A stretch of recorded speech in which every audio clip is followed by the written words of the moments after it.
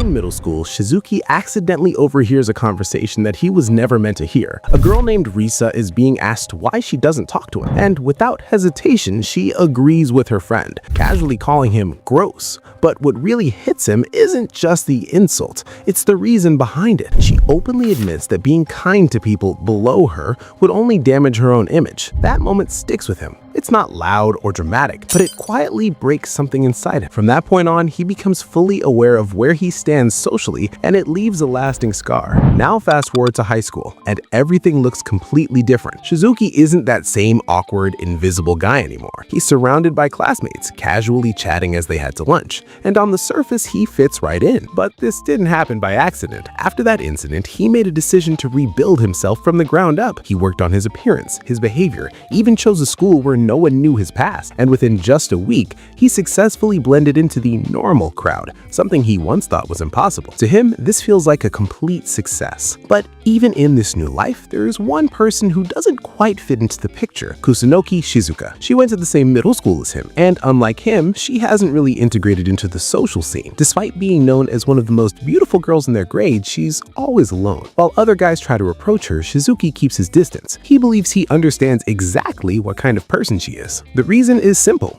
Back in middle school, they were the same, both quiet, both isolated, both spending their time in the library away from everyone else. The difference now is that Shizuki managed to change, while Kusunoki, at least in his eyes, hasn't. Even though she transformed her appearance, her situation hasn't really improved, and because of that, he convinces himself that their paths are completely separate now. He has no intention of getting involved with her, especially not after what he went through. He's already decided to stay away from girls like her, but that decision doesn't last very long. On his way home, out of nowhere, Kusunoki appears behind him and asks for help. Not casually, not awkwardly, but seriously. She tells him she's in trouble and that he's the only one she can rely on, specifically because they share the same path. That alone catches him off guard, but what really surprises him is how directly she approaches him. He never expected her to actually talk to him. As they start talking, something even stranger happens. When he makes eye contact with her, his body reacts. He feels a sharp discomfort, almost like a physical rejection. It's not random either. He realizes this only happens when he looks at beautiful girls, a kind of lingering trauma from what happened before. It's not something he can control, and it clearly throws him off. To avoid drawing attention, they move to a nearby park and sit down to talk properly. Then she explains why she came to him in the first place. She wants help learning how to communicate with people. Despite her looks and the attention she gets, she doesn't have any real friends. The guys who talk to her don't see her as an equal, and the girls avoid her altogether. It's a situation Suzuki completely misunderstood. From the outside, it looked like she was doing fine, but in reality, she's just as isolated as she used to be. And when she admits that changing her appearance didn't really change how she feels inside, it hits him in a familiar way. It's the same frustration, the same feeling of being stuck, something he knows very well. So without really thinking, he snaps at her, not out of anger, but more like a push. He tells her to stop putting herself down and reminds her that she already put in the effort to change. That effort matters, and if she wants to improve socially, she just needs to keep trying, talk to people, and build experience over time. It's simple advice, but it comes from his own experience. But right in the middle of that, he notices something unexpected. He's been looking directly at her the whole time, and nothing happened. No discomfort, no reaction. That alone confuses him more than anything else. He tries to end the conversation there, but Kusanagi stops him. She asks him something very straightforward. How exactly can she get better at talking to people? He tells her to start small. Just find one person to talk to normally and things will get easier from there. And then she immediately asks if that person can be him. That request throws him off completely. He doesn't understand why she would choose him, and his mind instantly goes to the worst case scenario. He imagines her improving, becoming popular, and eventually turning into someone like the girl who hurt him before. It's not a logical conclusion, but it's how he's been conditioned to think. Still, when he looks at her, she's just standing there, waiting, holding onto his sleeve with a genuinely hopeful expression. And at that moment, he realizes that if he rejects her now, nothing about her situation will change. So after a brief hesitation, he agrees. Not fully though. He makes it clear that this friendship is temporary and will only last until she finds someone else. Kusanagi doesn't seem bothered by that at all. She's just happy that he said yes. Honestly, this part feels simple, but it's kind of important. He's trying to keep things controlled, but she's already treating it like something real. The next day proves that immediately. At lunch, Kusanagi walks straight up to his desk with her lunchbox, smiling like it's completely normal. Shizuki is caught off guard, and honestly, his reaction makes sense. In a classroom setting, something like this draws attention instantly. People start whispering, assuming they're dating, and just like that, the quiet life he worked so hard to build starts slipping. What makes it harder is that Kusunoki doesn't even realize the impact of what she's doing. To her, this is just something she's always wanted, eating lunch with a friend. There's no hidden intention behind it. Even his own friends back off and leave for the cafeteria, giving them space, which only makes things worse for him. For a moment, he considers shutting it down completely, but when he sees how genuinely happy she is, he just lets it go. And she doesn't stop there. She awkwardly asks if she can call him by his first name now that they're friends. That small detail alone shows how seriously she's taking this. Meanwhile, Shizuki is just trying to escape the situation, but even that doesn't work. When he says he's going to buy a drink, she immediately follows him, completely ignoring his attempts to create distance. And then right when things already feel overwhelming, he bumps into someone, a girl with dark hair who calmly brushes it off. But for Shizuki, that moment feels completely different. The instant he recognizes her, everything shifts. His reaction isn't just surprise, it's panic. It's her, the same girl from before. Takagaki Risa, the one person he wanted to avoid the most,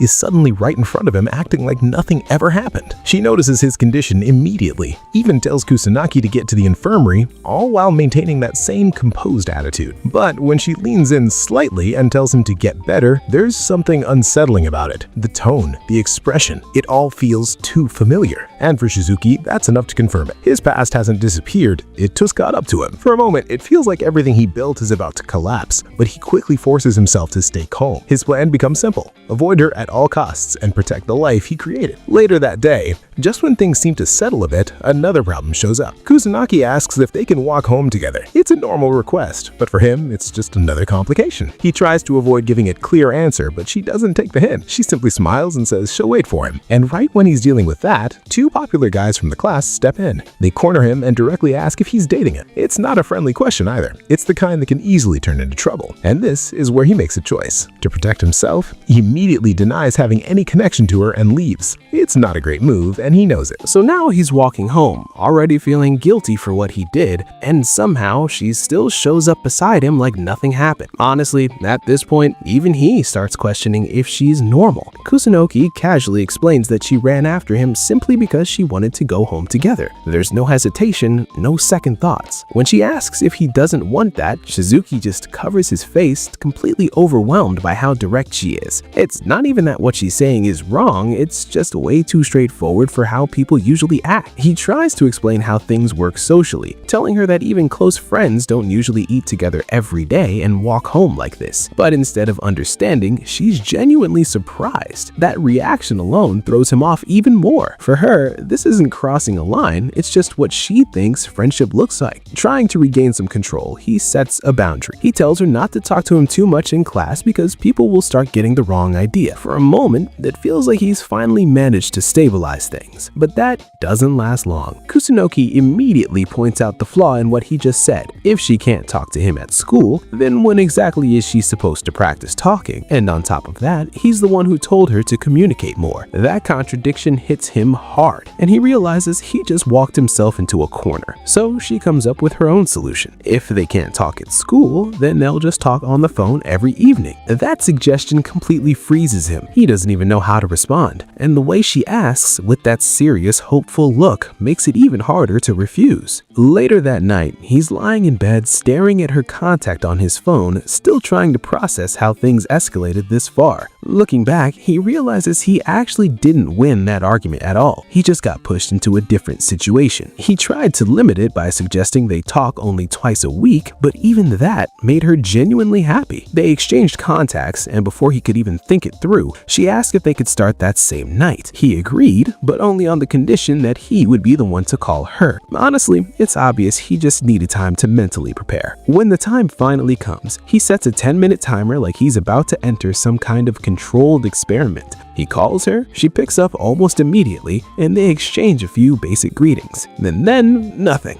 The conversation dies almost instantly. Both of them are awkward, neither knows what to say, and the silence just stretches on. You can tell he's panicking internally, watching that timer tick down while trying to come up with anything to keep things going. Eventually, he asks about her hobbies just to fill the gap. And this is where things take an unexpected turn. She mentions that she likes manga and anime, and suddenly everything changes. The moment he asks for details, she completely opens up. She starts talking fast, analyzing storylines, characters, theories, all with this level of passion he's never seen from her before. It's honestly kind of funny, because this quiet, reserved girl suddenly turns into a full-on otaku the second the topic shifts. When she asks about his interests, he mentions a series he likes, and her reaction is immediate. She lights up, saying she loves it too and even owns all the volumes. From there, the conversation just flows naturally. No awkward pauses, no forced topics. They're just talking. At some point, his 10-minute timer goes off, but neither of them cares anymore. They keep going, completely absorbed in the discussion. By the time he realizes it, the call has lasted over an hour and a half. The next morning, he's sitting in class completely exhausted, but at the same time, there's this strange sense of excitement. For the first time, he actually feels like he has something he wants to talk to her about. But then she walks in and something feels off. Her mood is completely different. She looks down, quiet, almost like a different person compared to the night before. That sudden shift confuses him more than anything else. He tries to ignore it at first, sticking to the rule he set about keeping distance at school. But as the day goes on, it becomes impossible. She's clearly not okay, and it starts bothering him more than he expected. By the end of the day, he gives in, calls out to her. Even then, he's not sure what he's supposed to say. He awkwardly points out that she seems down, and after a bit of hesitation, she finally explains. She apologizes over and over because she thinks she messed up the phone call. She feels like she talked too much, didn't let him speak, and basically ruined the whole thing. And that alone was enough to bring her mood down for the entire day. When he realizes that, it honestly catches him off guard. From his perspective, the call went well. He even enjoyed it. So seeing her blame herself this much feels unnecessary. He tries to reassure her, telling her it was just practice and that she doesn't need to stress over it. Then quietly, he admits something. He actually had fun. That small moment feels genuine, and it kind of resets the mood between them. But of course, it doesn't stay peaceful for long. His friends show up, immediately noticing the two of them together, and like before, they jump straight into teasing, assuming there's something going on between them. He quickly denies it and tries to leave, but things escalate when they physically stop him from walking away. And right at that moment, Kusunoki turns back and calls out his first name. Not formally, not carefully, just naturally. Then she smiles and openly says that she had a really good time talking with him the night before. That single line completely destroys any chance of him explaining things properly. His friends freeze, then immediately take it the wrong way. From there, the teasing only gets worse. Even on the way home, they keep pushing the idea that something happened between them, and no matter how much he denies it, it doesn't really help. Back in class, they confront him again, demanding an explanation. He insists there's nothing going on and tries to clear it out by saying they just went to the same middle school, but that only makes things worse in a different way. Now, his friends are interested in her, especially Haruno. He gets excited just hearing about her, imagining what she must have been like back then, and immediately asks Shizuki to introduce them. Shizuki refuses at first, but the pressure doesn't stop. Eventually, he gives in. And honestly, you can kind of see why he does it. In his mind, if she becomes friends with someone like Haruno, then his role is over. He can go back to his normal life without all this extra attention. Then, just when things start settling into this uneasy balance, something else happens. While moving through the school, Shizuki ends up crossing paths with someone he really doesn't want to deal with, Hibikawa, the same girl he bumped into earlier. This time, the interaction is a bit clearer. She recognizes him, casually pointing out that they seem to run into each other often. Her tone is calm, almost friendly, but for Shizuki, it doesn't feel that simple. His reaction is immediate and intense. His panics, his body giving out as he collapses right there in the hallway. It's not just embarrassment, it's a full physical reaction, similar to what happened before. When his friends arrive, they're confused, trying to figure out what's going on. Hibikawa, on the other hand, stays composed. She explains the situation calmly, even commenting on how reliable his friends seem as they help him up. Before leaving, she addresses him directly, calling him by name and telling him to take care of his health. That detail alone surprises everyone around him, because from their perspective, it looks like he somehow knows her, and that becomes the next issue.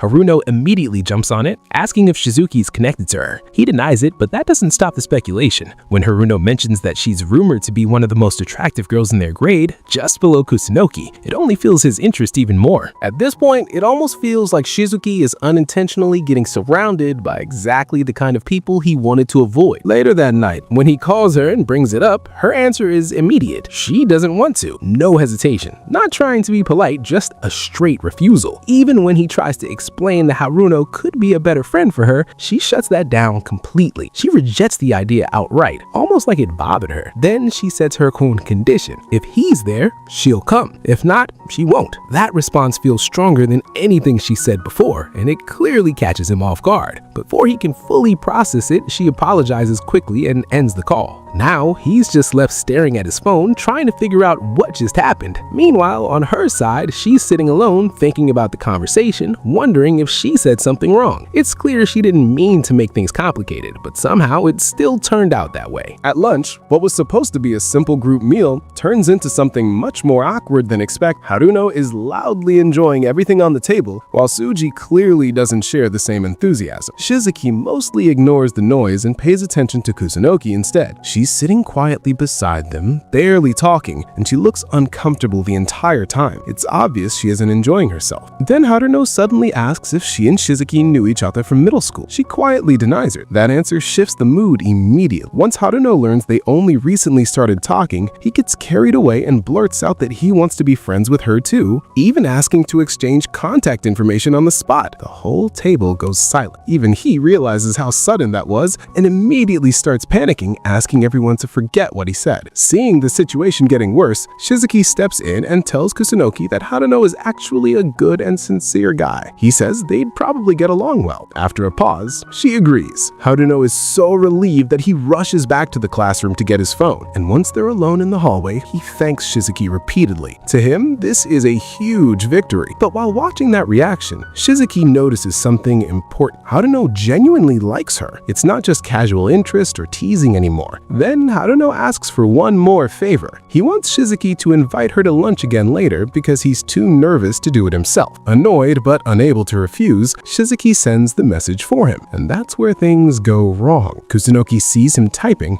then receives the text. The moment she reads it, her expression changes completely. She pouts, looks upset, and pointedly ignores him. That reaction confuses him more than anything. He can't understand why she's suddenly cold toward him, but the feeling doesn't go away for the rest of the day. By the time school ends, he tries to convince himself it doesn't matter. Whether she's angry or not should be none of his business, but he can't let it go. So he follows her outside and asks directly what's wrong. Her answer is simple but sharp. She reminds him that he was the one who said they shouldn't talk much at school. He has no response to that. Then she says what's really been bothering. She thinks he's trying to hand her off to his other friends because he wants to end their friendship. That accusation hits harder than he expected, mostly because he realizes he can't fully deny it. He did start treating her more like a problem to solve than a person, and that realization brings back an old memory. Back in middle school, there was a time he was left without a partner in class, someone only paired with him out of obligation, making it clear he shouldn't misunderstand their kindness. That kind of forced pity hurt him more than open rejection ever did. Remembering that, he finally understands what he's been doing to her, so he apologizes sincerely. No excuses, no deflection, just a real apology. Kusunoki is so overwhelmed by it that she crouches down, not even knowing how to respond at first. Then she finally tells him the truth. The reason she doesn't want to interact with his male friends isn't because she dislikes them. She's scared of boys. She explains that she was bullied in middle school, and since then, being around boys has made her nervous. When he points out that he's a boy too, she immediately says he's different. She feels safe with him because they shared the same class, the same library space back then. They understand each other in a way others don't. And because of that, she says she's perfectly fine with him being her only male friend. That line completely throws him off. His heart starts racing so suddenly that even he gets confused by it. To calm himself, he tries to rationalize it. He tells himself it's only because this was the first real fight he's ever had with a female friend. Still, the tension between them is gone now. When she asks if they can spend a little more time together at school from now on, he agrees immediately. And just like that, the conflict ends in a much better place than it started. Not long after, the school announces an inter-class dodgeball tournament meant to help students students bond. For most people, it sounds fun. For Shizuki, it sounds like a nightmare. He thinks dodgeball is childish, doesn't want to embarrass himself, and also he don't want to cross paths with Habikawa. He desperately hopes not to get chosen. Later, sitting on the sidelines in gym clothes, he's already miserable. His friends complain too until Haruno suddenly starts yelling at everyone to get excited. According to him, just seeing the girls in sportswear should be motivation enough. Nobody is impressed. Then Kusunoki shows up. She calls him by his first name and says she was looking for him because the teachers need everyone inside for the rules explanation. His friends immediately accept on his behalf before he can even respond, practically forcing him to go with her. Now, walking beside her, he stays quiet. She notices and says he seems strangely excited. Then she admits something herself. She normally hates events like this too, but this time feels different because they'll be playing together. That one sentence changes everything for him. A moment ago, he wanted to disappear. Now, the entire day suddenly feels different. Inside the gym, they learn Class A will be facing Class B. His friends immediately lose hope while Haruno starts another speech about fighting spirit. He proudly reveals he swapped places with another student just so he could personally protect Kusunoki. That declaration sparks instant chaos, with multiple boys insisting they'll be the one to protect her. Meanwhile, some girls nearby whisper that all the boys are obsessed with her and call her a manipulative flirt. What they don't realize is that Kusunoki hears every word. Her expression changes. Shizuki notices and calls out to her, but she suddenly runs from the gym, insisting she's fine. The match is about to begin, and Habikawa is nowhere to be seen. For one selfish second, Shizuki feels relieved. If she went home, then maybe this whole stressful situation is over. But that relief doesn't last. The teacher confirms Class B is missing one player, and then she returns. But something about her is completely different. Her posture, her expression, even the way she walks feels colder and more confident. She calmly apologizes for keeping everyone waiting, says it took longer to change, then looks at the court and says it's time to begin. Everyone is stunned, especially Shizuki. The game starts and he immediately feels like this is the worst possible scenario. He tries to jump into action, but Haruno cuts in first,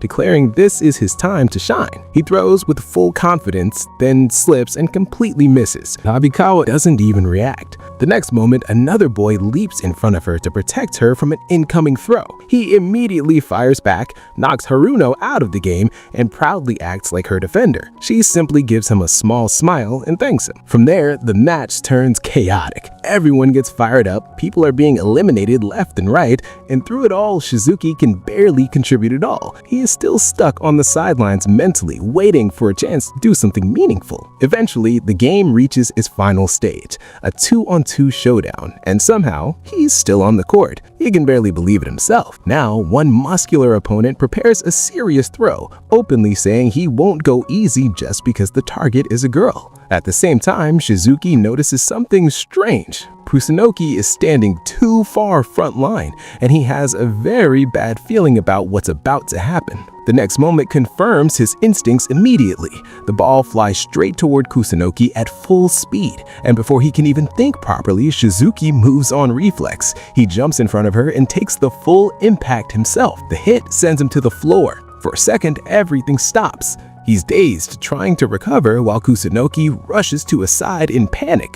She apologizes right away, blaming herself for making him cover for her, then notices his arm and worries he might actually be hurt. But even while laying there, his first concern isn't himself. He tells her not to stand so far in front anymore. It's a simple warning, but it shows where his mind went first. And then she completely ignores it. Instead of backing off, she picks up the ball with a serious expression and says she'll handle the rest for him. What happens next shocks everyone. With one clean throw, she eliminates the final two opponents at once and wins the match for Class A. Just like that, the game is over. As everyone starts leaving the gym, more students gather around her. The tension keeps building, and before long, she's surrounded by people wanting to talk to her. From a distance, Shizuki watches all of it quietly. Then he hears his own friends joking that people like them are just background characters, while someone like her belongs in a completely different world. He laughs it off outwardly, but internally it lands. So he turns around and starts walking away alone. In his mind, this makes sense. She's moving into a brighter world full of attention and admiration, while he is just returning to where he belongs. But once again, she doesn't let him disappear so easily. She suddenly appears behind him and asks if she did something wrong. She explains that she saw him look at her, then immediately leave, so she chased after him. Caught off guard, he tries to deny that he was running away. He says he only thought he might be bothering her now that so many people wanted her attention. Her response is immediate. She steps closer and tells her clearly that he is never a bother to her. There's no hesitation in it. Then, more quietly, she admits the truth. The crowd actually overwhelmed her. While everyone else was trying to talk to her, the person she wanted to hear from was him. Honestly, that moment says more than any dramatic confession could. Even after gaining the attention she thought she wanted, the person who mattered most to her was still the same one standing in front of her. He's still trying to process that when she suddenly doubles over with a loud cry. The shift is so sudden that he panics, asking what happened. Then she straightens back up with a cheerful smile and casually says she's fine now that they talked. The emotional tension instantly turned into pure confusion. Even he doesn't know how to react to that. Embarrassed, he quietly mutters that he's relieved too, but when she asks what he said, he immediately tells her to forget it. Then, unable to handle the moment any longer, he quickly tells her to go change and practically escapes the scene. Meanwhile, she's left standing there confused, still trying to figure out what he said. But things don't stop there. As she walks through the hallway, she ends up being approached by someone else, Hibikawa, the same girl Shizuki reacted so strongly to before. From Kusunoki's perspective though, this is a completely new interaction. She notices Hibikawa's presence immediately, especially her appearance, and for a moment she's caught off guard. Hibikawa, on the other hand, is calm and direct. She compliments Kusunoki openly, but then her tone shifts slightly. She leans in, studies her closely, and says she's been interested in her for a while. And just like that, she asks if they can be friends. It's sudden, but for Kusunoki, it means everything. This is exactly what she wanted from the beginning. A real friend. Someone who approached her not out of curiosity or attraction, but directly. So she accepts. They exchange names more casually, moving to a first-name basis, and for a brief moment, everything seems to fall into place for her. But that feeling doesn't last long. Almost immediately, she remembers her agreement with Shizuki. And just like that, her excitement turns into hesitation. She calls out the Hibikawa again, and awkwardly asks if they can pause their friendship for now. It's a strange request, and even Hibikawa looks confused, but Kusunoki doesn't explain. Later that night, she calls Shizuki and tells him everything. At first, he reacts with surprise. She actually managed to make a friend, which was the entire goal from the beginning. From a logical standpoint, this should be a good thing. But then she explains why she put it on hold, because if she goes through with it, she'll have to stop being friends with him. That's when things start getting complicated. She admits that her request might be selfish, and then, in a straightforward way, she says the reason. She wants to spend more time with him. And then she says something that completely throws him off. She tells him she likes him. For a second, he panics. His mind immediately jumps to the wrong conclusion, thinking she means something more serious. But he quickly tries to stabilize the situation, responding in a safer way, saying that of course he likes her too, as a friend. It's a bit messy, but the intention is clear. They're not on the same page about what like means. Still, she doesn't push it further. Instead, she just says she'd be happy if they could keep being friends. And for him, even though he expected that kind of answer, there's still something about it that feels unfair, because now things aren't as simple as before. Right after that, she casually brings up Hibikawa again, offering to introduce her to him. That suggestion hits him differently, because he knows exactly who Hibikawa really is. The next day, that tension carries over. When he sees Kusunoki and Hibikawa talking together outside, something about it doesn't sit right with him. His friends casually group them together, calling them similar, like they belong in the same category, and that's when he reacts. He suddenly snaps, loudly saying they're not the same. Even he realizes that reaction was too strong, but he can't ignore the feeling behind it, because to him, they're completely different people. And right after that, he runs into Kusunoki again. She casually tells him that she's planning to hang out with Hibikawa soon, and that's when his concern spikes. Not just for her, but for himself too, because there's something she doesn't know. He quickly pulls her aside somewhere private and tells her the truth. Hibikawa is actually from their middle school, and back then her name was Takagawa. Agati Risa, the same person who caused all of this. Kusunoki's surprised. She doesn't remember her at all, mainly because she never really interacted with anyone back then. But Shizuki knows exactly who she is, and he makes it clear that this is something she needs to be careful about. He tells her not to bring up their middle school connection and to avoid that topic completely if it comes up. She agrees without arguing. Then, just as things calm down again, she changes the topic. She asks if she can call him later that night, and this time there's something different about it. She says she wants to show him something, but won't explain what it is. Instead, she tells him she'll send a picture and asks him to look at it only when he's alone. That alone is enough to completely throw him off. On his way home, his mind keeps going back to that. He tries to tell himself it's nothing serious, but the way she said it makes it hard to ignore. Later that night, he's sitting in his room, waiting without really admitting that he's waiting. When the notification finally comes, he freezes for a second before opening it. And what he sees is not what he expected at all. It's a mirror selfie of her in a really strange outfit. Striped shirt, striped leggings, a beret, everything feels mismatched. And then her message asks a simple question. Does this look weird? His honest reaction is immediate. Yes, it does. But instead of saying that directly, he tries to handle it carefully. He asks if she has other options, hoping to compare. That turns out to be a mistake because she starts sending more pictures, and somehow they're all just as bad. At that point, he realizes something serious. Her fashion sense is completely off, and with her upcoming meeting with Hebikawa getting closer, he starts imagining how badly this could go if she shows up like that. That's when he decides he can't just leave this alone. So instead of texting, he calls her. She answers normally, asking if he found anything good, but he ignores that question and asks something else. If she's free after school tomorrow. Without giving her much room to argue, he tells her directly that the two of them are going out to buy clothes together. The way he says it is so sudden and firm that she doesn't even know how to react at first. When the day comes, they meet outside near a street filled with shops. From the moment they see each other, there's already this awkward tension on his side. He's overthinking everything, especially how it might look to other people. In his head, it feels like they're going out like a couple, and that alone makes him restless. Meanwhile, Kusunoki is completely relaxed. She just greets him normally, even saying that they look like close friends and suggesting they grab sweets while they're out. That contrast is kind of funny. He's stuck in his own thoughts while she's just enjoying the moment. He shuts down the sweets idea pretty quickly, still trying to keep things under control, but internally he knows he's overreacting. He keeps reminding himself that this is just a practical outing, nothing more. Once they enter a clothing store, the real problem shows up again. Kusunoki immediately gravitates towards something with bold patterns, exactly like the outfits she showed him before. At that point, his concerns are basically confirmed. If he leaves her to choose on her own, things won't end well. So he switches into full teaching mode. He explains that for someone who isn't confident in fashion yet, trusting personal taste isn't the best idea. Instead, he points to a mannequin and tells her to copy the entire outfit directly. It's simple, reliable, and avoids mistakes.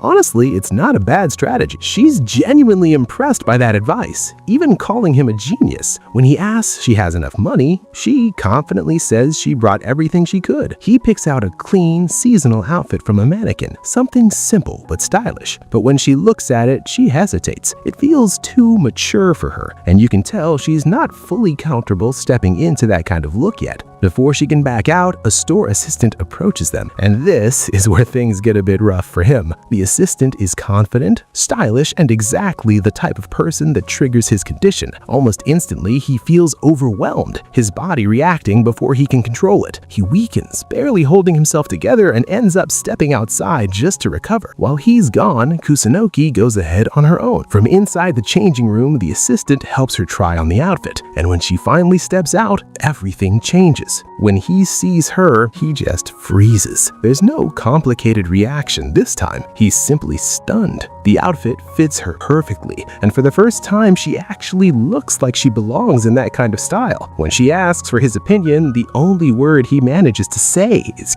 cute. He immediately tries to correct himself, saying he meant the clothes, not her, but it's already too late. The reaction itself says everything, and for her, that's enough. She smiles and decides to buy it without hesitation. While she goes back to change, he's left there standing, completely embarrassed, replaying what he just said and wishing he he could take it back, but inside the fitting room, she's having her own reaction. Her heart is racing. That single word clearly meant more to her than he realizes. After finishing up, they head outside and things calm down. She thanks him for helping her and even offers to pay him back, but he brushes it off like it's nothing. As they prepare to part ways, it feels like the moment is ending normal. But then, just as she starts walking away, he calls out at her. It's not anything complicated, and he just tells her good luck for tomorrow. And that small encouragement hits her more than expected. She turns back with a bright, determined expression, clearly motivated. Later, when the actual meeting day arrives, she's standing alone waiting. This time, she's wearing the outfit he helped her choose, and you can tell she's trying her best to stay confident. She even reassures herself that everything will go fine. But then, things don't go as planned. When Hebikawa arrives, she's not alone. She brings 2 other girls with her,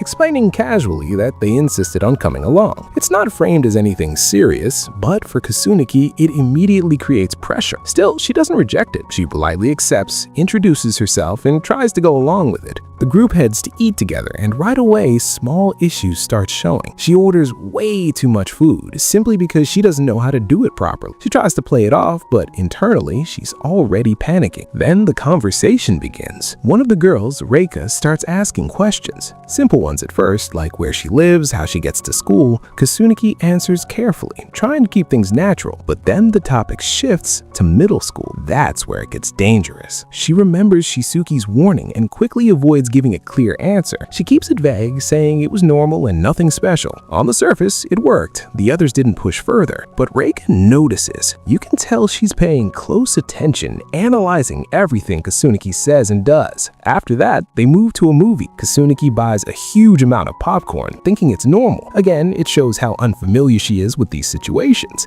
Then comes another question, what kind of movie she watches. Trying to keep up, she gives a vague answer about romance films, but when the others start mentioning specific titles and actors, she gets caught. She tries to bluff her way through, but makes a mistake, mixing up details about an actress. It's small, but it's enough. Reika picks up on it immediately. From that point on, the mood quietly shifts. After the movie, Kusunoki steps away for a moment, saying she needs to use the restroom. It's clear she's overwhelmed, and the moment she leaves, everything changes. Reika starts talking. She points out the inconsistencies in her behavior, framing them as something suspicious. She calls her weird, says her stories don't add up, and slowly pulls the others into that mindset. It doesn't take much. The others start agreeing, recalling the awkward moments, the mistakes, the way she handled conversations. In just a short time, their opinion of her flips. They go from curiosity to judgment. And by the time Kusunoki comes back, that shift is already set. She apologizes for taking too long, but the response she gets is noticeably colder. Even when she tries to make up for it, they brush it off casually, almost like they're done taking her seriously. Then they move on, talking about going to a cafe and even planning something like a sleepover, but they don't include her. It's subtle, but obvious. She's being left out, and eventually they just walk away, ending the outing without her. That part is honestly rough, because she doesn't react with anger or frustration.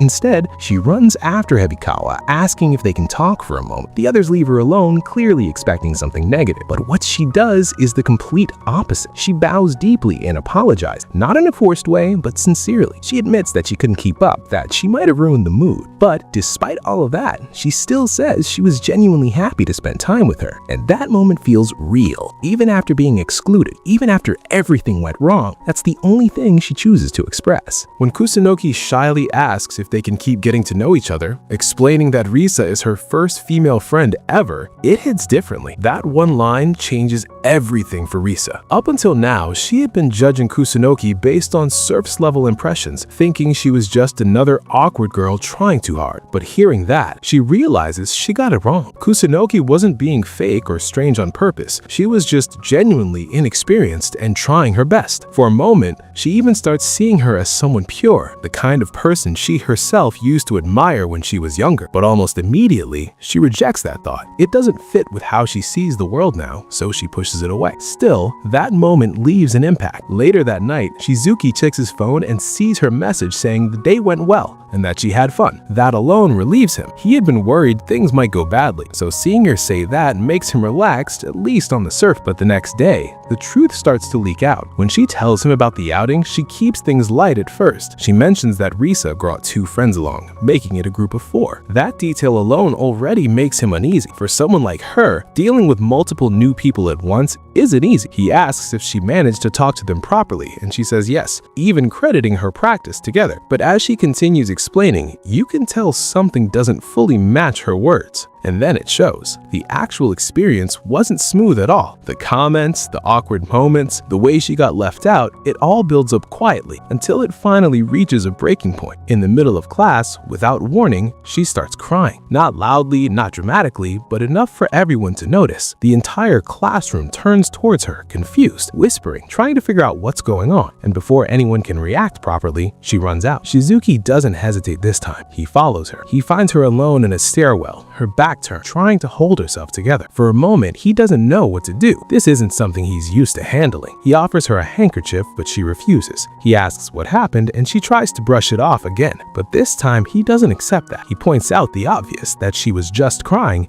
and tells her directly that he won't believe her if she says it's nothing. Then he says something simple but important, that they're friends. That line works. She finally opens up. She admits that she couldn't connect with Risa's friends at all, that everything felt off, like they weren't on the same wavelength. Then she starts listing the things that went wrong, pretending to know things she didn't, misunderstanding jokes, freezing up in conversations, eventually becoming completely silent while the others kept talking without her. Listening to that, he understands exactly how bad it must have felt. Honestly, the way she describes it, it really does sound exhausting. And once she finishes, she apologizes again, saying that even with all his help, she couldn't do it properly. That's where he stops her. He tells her not to apologize, explaining that what she tried to do was way too difficult for her current level. He even compares it to a low-level player trying to fight a final boss. It's a simple way to put it, but it gets the point across. She wasn't wrong for failing. She just tried something too advanced. Then he tells her something more important, that he'll stick with her and help her improve step by step, that she doesn't have to do this alone. That part lands. You can see it in her reaction. She tears up again, but this time it's different. It's not frustration, it's relief. She asks when their next practice will be, already trying to move forward. But before they can continue, something interrupts. Risa shows up. Both of them freeze for a sec. Risa walks straight up to Kusunoki, grabs her hand, and immediately apologizes. Not casually, not vaguely, but clearly. She admits that bringing her friends was insensitive, and that she didn't think about how it would affect her. That alone is unexpected. But she goes further. She says she was genuinely happy about what Kusunoki said to her earlier, and that's why she acted the way she did. Then, without hesitation, she hugs her. Just like that. It's a complete shift from how things felt before. Kusunoki tries to deny the apology, saying she was the one at fault, but Risa doesn't let her. She just accepts the moment as it is. And then she turns to Shizuki and asks something simple. Can you introduce me to your friend? That one request hits him harder than anything else so far, because for him, this isn't just a normal introduction. This is the person tied directly to his past, the one he's been trying to avoid the entire time. When Kusunoki looks at him for approval, he freezes. His body reacts before he can even think properly. Internally, he's already rejecting the idea completely.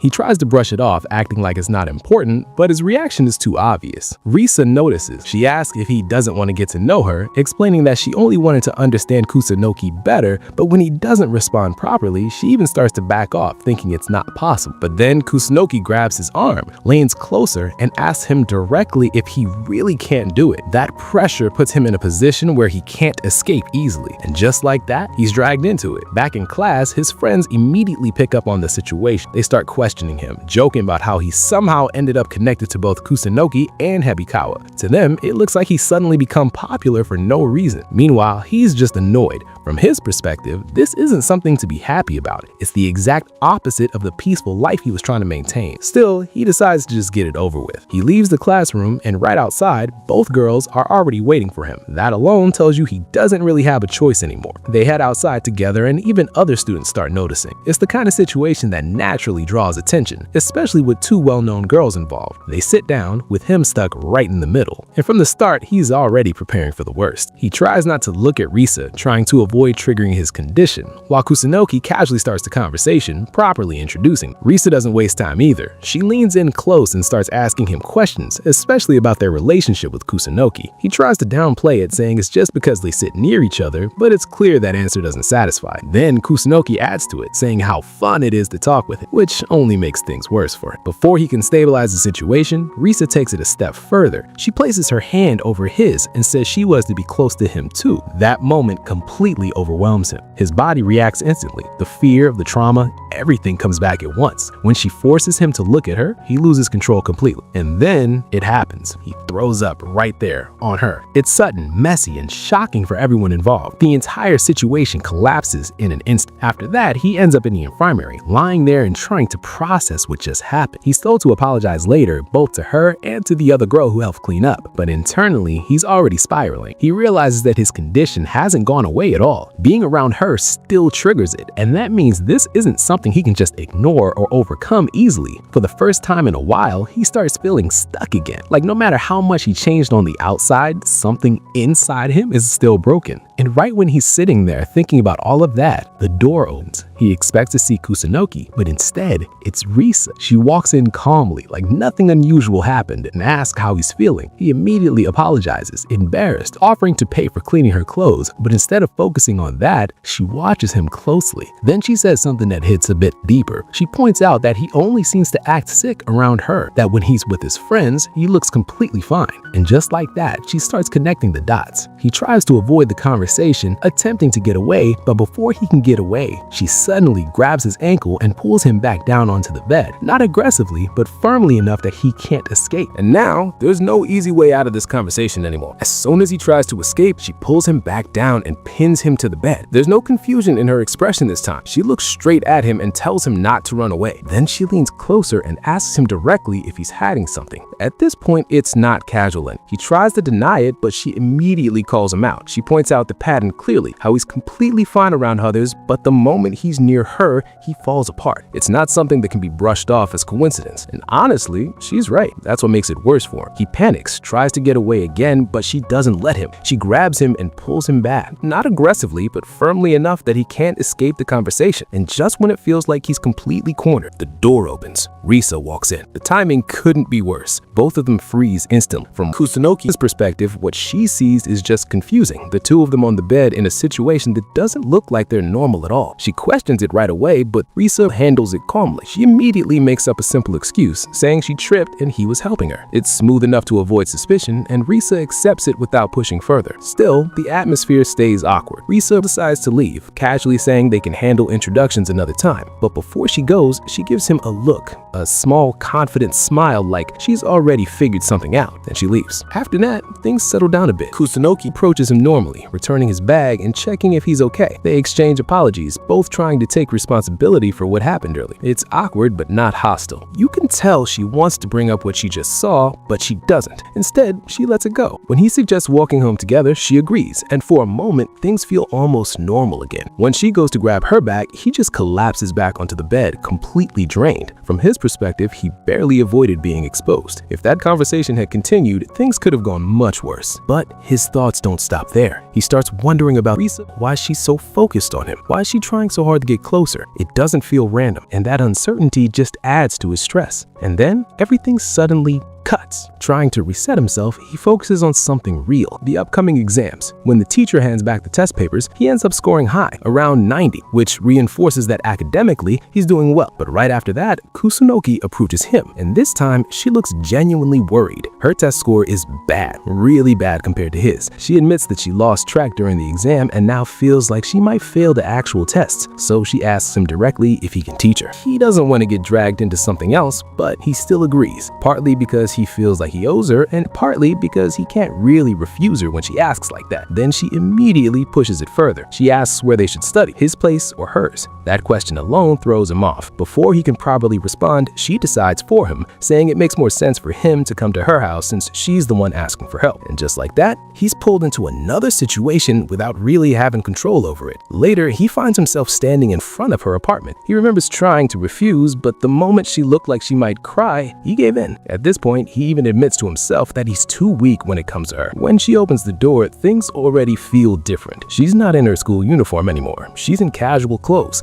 and that alone is enough to catch him off guard. He wasn't expecting it, and it makes him more aware of the situation. Then she welcomes him normally, completely unaware of how much he's overthinking everything. Then she mentions something else. She's home alone. That line hits immediately. For him, that changes the entire atmosphere. For her, it's just a normal explanation. Her parents are out so they can study comfortably. Inside the house, things get even more unexpected. The living room is decorated. Balloons, a banner, like some kind of celebration. She explains that it's because this is the first time she's ever invited a friend over, so she wanted to make it special. And honestly, that says everything. For him, it feels excessive. For her, it's meaningful. They start studying, and once they get into it, things finally feel stable again. He explains the material clearly, and she follows along, genuinely understanding. By the end, she's happy with how much she learned. And for a moment, it feels simple, just two friends studying together. But then, when they finish earlier than expected, she suggests playing games. He agrees, but something in her expression changes. She hesitates, then asks him something directly, if he dislikes Risa. That question hits harder than expected. He tries to think of a way around it, but there isn't one. His reaction earlier was too obvious, and she noticed. For a moment, he considers telling her the truth. His past, what happened, why he reacts the way he does, but he stops himself. He's not ready. Instead, he gives a partial answer. He says he can't deal with Risa. Not clearly, not fully explained, just enough to express discomfort without revealing everything. And her reaction is immediate. She apologizes, not questioning him, not doubting him, just apologizing for bringing someone into his life who made him uncomfortable. Then she says she won't try to connect them anymore. Just like that. No argument, no hesitation. That kind of response clearly affects him because it's the opposite of what he expected. So he makes a promise that one day he'll tell her the full reason, and she accepts that without pushing further. After that, the mood lightens again. She suggests playing games and heads off to get them, but immediately trips on the way back and falls straight onto him. And just like that, the situation turns awkward again. They end up way too close, both frozen for a second. He tells her to move, but she can't. Her legs were numb from sitting too long. Then, in the middle of all that, she blurts out something unexpected, asking him not to press against her because she's been holding it in and needs to go to the bathroom. That moment completely breaks whatever tension was building. It turns into chaos instead. Eventually, things settle down again and he leaves her place. At the door, she thanks him, apologizes for the trouble, and casually says he can come over anytime. He responds lightly, but once he's alone again, his thoughts get heavier because he realizes something. If he keeps getting closer to her like this, he might not be able to keep things under control anymore. And that thought stays with him. The next day starts off with something already feeling off. In class, someone asks him if he's seen Kusunoki, and the moment he looks at her seat, it's empty. That alone makes him uneasy. She's not the type to just disappear without saying anything, especially after everything they've been working together on. Outside the schools, she's actually meeting with Risa, and this time the tone is different. She brings up the topic of introducing Shizuki again, but then suddenly takes it back. She asks Risa to forget about it completely. When Risa asks why, she can't explain it properly. All she can say is that she can't tell her the reason. What's interesting here is Risa's reaction. She doesn't push. She just smiles, accepts it, and says she understands. On the surface, it looks like she's respecting her decision, even telling her to take care of him, but internally, she's already decided she'll get close to him on her own anyway. Meanwhile, Shizuki is still trying to find her, not knowing any of this. While searching around, he gets hit by a stray ball, and that leads to a random but tense interaction with another student. It's short, but it adds to the feeling that his day just keeps getting more chaotic for no reason. Eventually, he runs into Kusunoki again. She apologizes for the confusion, explaining that she was just talking to Risa. Then she casually mentions that she told Risa about not introducing them anymore. He expects that to cause problem, but surprisingly, it doesn't. She tells him that Risa isn't upset at all. In fact, she accepted it easily. That part throws him off. Given everything he knows about her, he expected things to be more complicated. Then he looks at Kusunoki and she smiles at him like nothing's wrong. And for the first time, he decides to trust that. The midterm results come back and academically, everything goes well. He scores high again, which reinforces that he still has control over at least one part of his life. But then he looks at Kusunoki's result, and it's perfect, a full score. That alone shocks him. Just recently, she was struggling, asking for help, unsure of herself, and now she's outperforming even him. Her reaction is simple. She's happy, but also credits him for helping, and then she makes another move. She insists on treating him as a thank you. At first, he tries to refuse, but she keeps pushing gently, suggesting they go to a cafe together. Not in a forceful way, just enough that he ends up agreeing. Honestly, at this point, he's starting to get used to being pulled along by her pace. They head to a cafe after school, and the place is packed. Even ordering becomes a struggle, especially for her, which shows that even though she's improving, there are still areas she's not comfortable with. He notices someone sitting nearby, someone familiar. At first, it looks like a boy he remembers, but something feels off. The appearance doesn't match what he expects, and before he can process it properly, the person notices him staring, immediately gets angry. She calls him out, accusing him of staring, and then reveals something that completely catches him off guard. She's not a boy, she's a girl. That sudden shift already throws him, but before the situation escalates further, Kusunoki arrives. She tries to calm things down, not really understanding what's going on. Meanwhile, he's trying to get out of the situation as quickly as possible, but the girl doesn't let him go. She grabs him and forces him to face her properly, and then she recognizes her, Mochan. But before he can explain anything, her attention shifts to Kusunoki. She looks at her closely and then calls her something unexpected, my lady. That reaction confuses both of them. For a moment, Kusunoki doesn't recognize her either, but then it clicks. This is someone from her past, someone she used to know very well. And the moment that realization hits, she runs away just like that. No explanation, no hesitation, she just leaves. Later, when things calm down a bit, he asks her about it. She explains that Mochan was a close friend from primary school, someone she spent a lot of time with, but they lost contact after Mochan moved away. Then he asks the real question, why did she run? And her answer is honest. She says she's not the same person anymore. Back then, she was completely different, more energetic, more social, someone who stood out natural, but that version of her disappeared over time, especially during middle school when she became more withdrawn. Now she feels like if Mochan sees her like this, she'll be disappointed. So instead of facing that, she chooses to keep the distance. She even makes a decision. Until she overcomes her social anxiety, she won't get close to Mochan again, and she sticks to it. At school, Mochan tries to approach her multiple times, clearly wanting to reconnect, but every time Kusunoki avoids her. From the outside, it looks harsh, but from her perspective, it's more about fear than rejection. Eventually, Mochan changes her approach. Instead of going through Kusunoki, she goes directly to Shizuki. She grabs him, pulls him aside, and demands to know how he managed to get close to her. At first, it sounds aggressive, but then it breaks.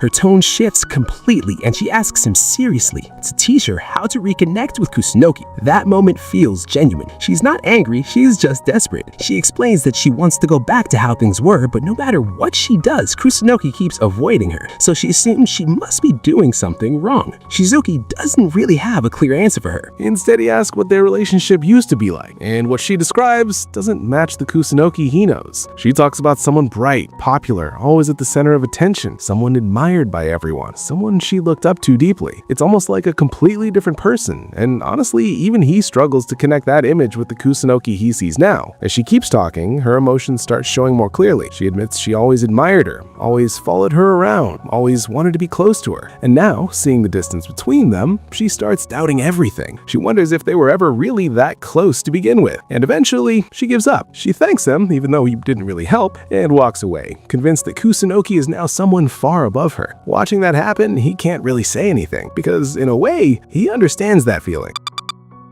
The first time someone ever reached out to her, and that person was Kusunoki. Back then, during elementary school, she was completely different. She wasn't quiet or distant, she was energetic, confident, and naturally drew people in. When she joined a soccer game with the boys, no one hesitated to accept her. In fact, they were excited to have her there. And once the game started, she didn't just fit in, she stood out. She played seriously, blocking shots without hesitation, even taking a direct hit to the face and brushing it off like it was nothing. While everyone else was shocked, she stayed calm, smiling, even encouraging others to keep going. For her, that moment left a strong impression. She didn't just see her as someone popular, she saw her as someone strong, someone reliable, and without really realizing it, that's when she started to like her. Later that night, he calls her. Not for practice this time, not for anything structured, he just wants to talk, and instead of focusing on their usual routine, he brings up something else. He tells her she should talk to Mochan properly. At first, she hesitates. Then she admits the real reason she's been avoiding her. She is afraid that Mochan will see how much she's changed and end up disappointed. rejected, or worse, reject her. So he simplifies it. He asks her one clear question. Does she want to be friends with her again? That question cuts through everything. After a moment of silence, she answers honestly. She does. Not just a little, she really wants to. Once she says that, things become clearer. He tells her that if that's what she wants, then she just needs to face her directly. He reassures her she's improved, that she's not the same as before in a bad way, she's actually grown. That reassurance gives her the push she needed. The next day, she acts on it. She approaches Mochan herself and asks her to walk home together. It's simple, but it's a big step for her. At first, the conversation's awkward. There's a lot of silence, both of them unsure how to start. Mochan even questions if she's forcing herself to do this. She tries to apologize, saying there's no reason for them to stay friends if things have changed. Kusunoki immediately shuts that down, saying she was actually happy when she talked to her again. That response shifts everything. So she opens up. She explains how she changed, how middle school affected her, how she became more withdrawn. She admits she is not the same cheerful person Mochan remembers, but even after all that, she still wants to be friends. That's the important part. And Mochan accepts it. Not conditionally, not reluctantly, just accepts it. Watching all of this from nearby, Shizuki feels relieved. Even though he misunderstood part of the conversation at first, the outcome is clear. Their friendship is back, and this time it feels more honest. After that, things between them change quickly. Mochan goes back to treating her with that same admiration, calling her my lady, and taking care of her in small ways. From the outside, it looks like things return to how they used to be. But for Suzuki, there's still something he doesn't fully understand. He knows what it used to be like. He's heard it from Mochan, and he saw parts of it himself, but he still doesn't know why she changed so much during middle school. And honestly, he decides not to dig into it. Some things are better left alone. Meanwhile, another small situation starts building. During a conversation with his friends, Mochan comes up as a topic. At first, it's casual, but then they start analyzing her appearance. One of them even points out that she's actually very attractive, just in a different way. That idea sticks with him. For the first time, he looks at her more carefully, and he realizes they're not wrong. She does have a good-looking face, but instead of keeping that thought to himself, he says it out loud and immediately regrets it because the way he says it doesn't come out right. He calls her handsome. From his perspective, it's not an insult, but for her, it lands completely wrong. She takes it as him seeing her as a boy, not as a girl, and no matter how much he tries to fix it, he just makes it worse. Every attempt to clarify only adds more confusion. By the end of it, she walks away, clearly upset. Later, it becomes clear why that hit her so hard. She does have a more feminine side. She just doesn't show it openly. She likes cute things, keeps small accessories, and has her own way of expressing it. But because of how she looks and acts on the outside, people don't notice it, and that makes her self-conscious. Realizing that, he starts to feel guilty. So he decides to apologize properly. When he finds her again, she's already on edge, expecting another careless comment. But this time, he's more careful. He apologizes sincerely, then tries to say what he actually meant, that she's beautiful. That moment hits differently. She's clearly not used to hearing that from him, and it catches her off guard. But before the moment can settle, she slips on the stairs. And without thinking, he catches her. For a second, everything pauses. They're close, too close, and both of them are aware of it. When things settle down, he picks up her fallen hairpin and hands it back to her, but she refuses to wear it again, saying it doesn't suit her. He disagrees. He tells her it does, and instead of accepting it, she tells him to shut up and walks away. But this time, it doesn't feel like pure anger. Once she's alone, her reaction shows something different. She's flustered, overwhelmed, her heart racing. It's not rejection, it's something she doesn't know how to process yet. After that, time moves forward. Final exams end and summer break begins. For Suzuki, it's simple. He doesn't have big plans, so he decides to take a part-time job at a cafe run by his uncle. Even there, things don't stay simple. His uncle teases him about his social life, asking if he has a girlfriend now that he's changed so much. He denies it immediately, but when asked if there's someone he likes, something unexpected happens. Kusunoki's face comes to mind. That alone surprises him, because up until now, he's been trying to keep everything clearly defined. Just friends, nothing more. But that reaction suggests something is starting to shift. Before he can think too deeply about it, the cafe door opens, and when he looks up, he freezes, because standing there are both Kusunoki and Mochan. And just like that, his simple summer job doesn't look so simple anymore. When Kusunoki and Mochan show up at the cafe, she quickly explains that it wasn't planned. She mentioned his job casually, and Mochan insisted on coming. It's simple, but for him, it's already the kind of situation he wanted to avoid. Being seen with them in a place like this just invites attention. It gets worse when his uncle immediately jumps in and asks which one is his girlfriend. He denies it instantly, but the damage is already done. He's flustered, trying to move past it, while the two girls just look around like normal customers. And that's when he notices something. The way they talk to each other. It's just normal girls chatting. Mochan worries about gaining weight, Kusunoki reassures her, and for a moment, it feels like everything is just simple. That contrast just hits him a bit, because up until now he's been overthinking everything. Well, they're just enjoying themselves. They order dessert, both reacting with the same excitement, and he ends up watching them quietly as he serves their food. At some point, his frustration feeds, and he starts thinking it's fine if they stay a little longer. After they finish eating, the conversation shifts again. They mention their next plan like it's the most normal thing in the world, going bug catching. Mochan even turns it into a competition, and Kusunoki accepts without hesitation. It's random, but it fits them. Then Kusunoki asks to use the restroom, leaving the two of them alone. And this is where the tone changes. She apologizes for showing up suddenly, but he brushes it off, saying it's fine. Then she mentions something else. She's having fun this summer, spending time with Mochan, making plans, doing things she couldn't do before. But then she adds something quietly, that she still feels lonely. And when he looks at her, she explains why, because she doesn't get to see him. That line lands harder than